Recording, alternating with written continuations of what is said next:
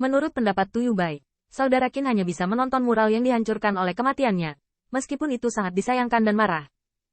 Tetapi di kedua sisi, Kaisar Jue Senjun, yang adalah penguasa dari 3000 Dauting, duduk bersama murid-muridnya, dan di sisi lain adalah murid iblis dari Kaisar Penjara Langit. Namun, Tu Yubai tidak pernah berpikir bahwa Brother Qin telah sepenuhnya memahami kekuatan magis dari mural kedua.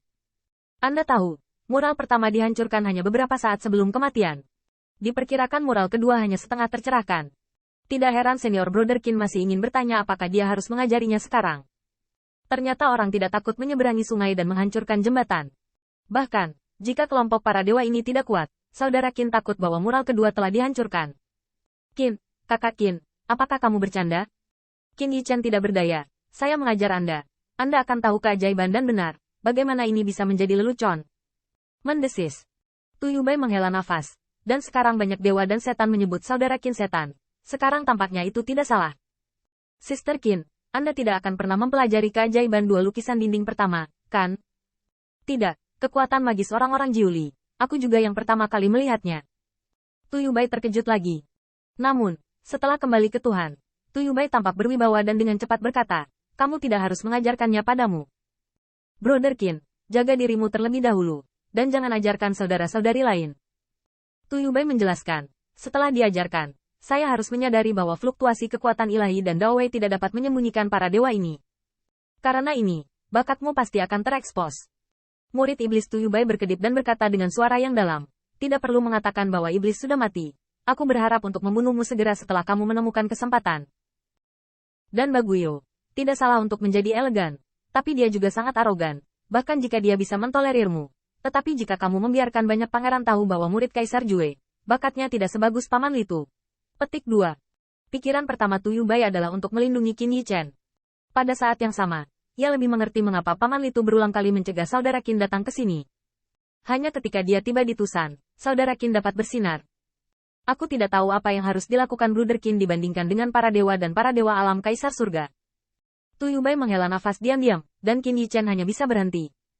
Setelah waktu yang lama, Baguio menghancurkan mural kedua, dan Qin Yichen sudah memahami mural keempat. Tu Yubai terpana, memaksa kesalahan di wajahnya terlalu jelas. Tapi bagaimana cara menekan kejutan di hatinya? Iblis, benar-benar iblis. Dengan hanya 2 mural, saudara Qin telah dipimpin oleh setidaknya setengah. Dengan kata lain, bakat dan kepandaiannya harus setidaknya sepertiga lebih baik daripada Baguio dan transisi. Tentu saja, kesadaran tidak dapat diukur secara sengaja berdasarkan skala. Tetapi tidak ada keraguan bahwa itu berada di atas Baguio dan transisi. Tu Yuboshu tidak tahu bahwa bakat Qin Yichen tidak buruk, tetapi Baguio dan yang lainnya sama sekali tidak kalah dengan dia. Namun, Chuan Xinlu membuat pikirannya jernih, alami, dan berbakat, dan apa yang dia perhitungkan. Bahkan hari ini Qin Yichen tidak memiliki pencerahan yang jelas ke surga, dan pemahamannya tentang Chuan Xinlu hanyalah bulu nenek moyang Mingyang yang memberikan kuliah untuknya. Selama ia mencerahkan dan berlatih, transkrip hati yang tersembunyi di dalam hati akan bekerja secara sadar, sehingga ia dapat memahami ribuan kali, dan hatinya seperti cermin. Seiring berjalannya waktu, mural dihancurkan, dan jurang tidak bisa mengimbangi kecepatan, tetapi dia tidak bisa menahan tawa ketika dia melihat sosok yang masih duduk bersila. Setan kecil, bahkan Dao Jun, tidak berani duduk di sini dan berpose. Aku pikir kamu tidak bisa mengerti bahkan kekuatan supranatural yang lengkap. Kekuatan sihir orang-orang Jiuli memang sangat kuat, dan hampir semua menakutkan.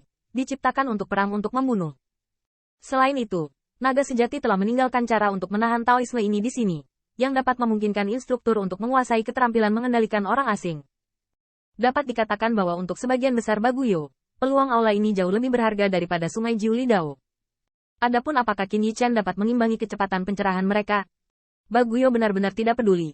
Meskipun dia berjanji pada Qin Yichen untuk tidak membunuh yang terakhir, dia tidak mengatakan dia akan merawatnya. Aula terus-menerus runtuh dan hancur, dan pikiran Qin Yichen sekarang penuh dengan gambar.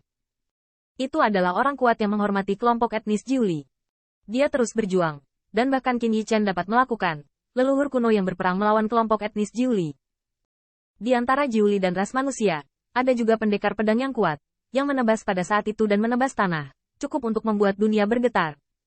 Namun, Qin Yichen terus menyimpulkan nenek moyang umat manusia dari Taoisme Jiuli. Booming. Banyak pilar batu dihancurkan oleh penyeberangan, tetapi sosok ramping tetap utuh. Dalam benaknya, sosok nenek moyang ras manusia menjadi lebih jelas, dan pedang di tangan mereka, Dao Wei mereka, tampak lebih tajam. Namun, Semuanya melamun. Nenek moyang umat manusia yang telah berperang melawan kelompok etnis Jiuli mungkin telah berubah menjadi. Bahkan naga asli berkurang menjadi masa lalu.